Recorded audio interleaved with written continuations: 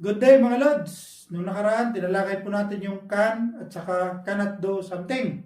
Ngayon naman po, tatalakayan natin ay chalhada, chalmothada.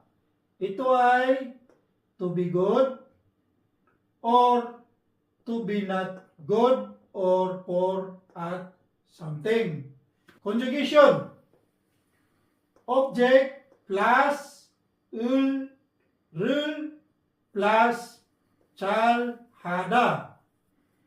To do object well or to be good at object. Conjugation number 2. Object plus rul plus chalmothada.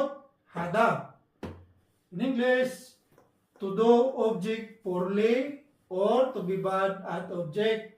Hindi siya masyadong magaling sa isang bagay. Okay? Example sentences. Number 1. 제 친구는 일을 잘해요. My friend is good at work. Magaling sa trabaho yung aking kaibigan.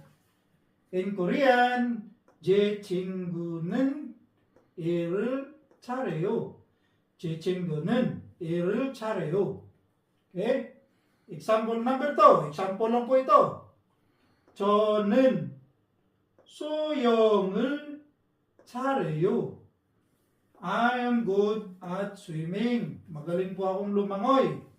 In Korean, 저는 수영을 잘해요. 저는 수영을 잘해요. Okay? Example naman po tayo number 3. Gamit tayo nitong conjugation na to, chalmothada. Sample number 3. 저는 노래를 잘 못해요. I cannot sing well or I am not good at singing.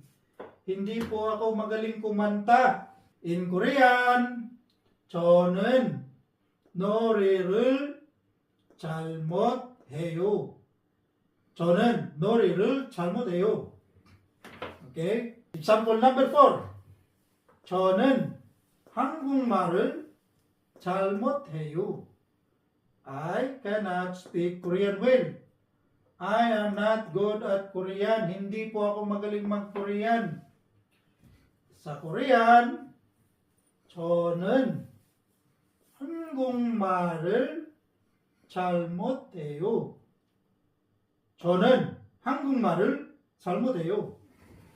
Okay? Yan lang po mga Lodi. Sana may natutunan po kayong konti. Maraming salamat po sa inyong panonood.